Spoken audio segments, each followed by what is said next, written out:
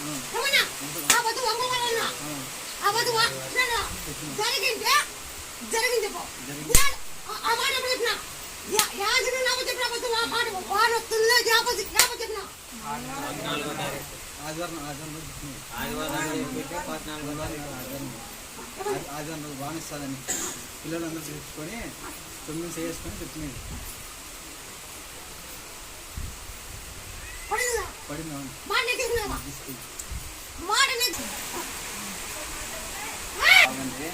అమ్మమ్మ తెల్లమ్మ తల్లి వచ్చి నీకు కాయ కొట్టుకొని పోతాము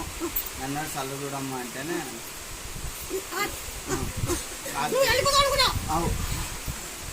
అయిపోయింది అనుకున్నావా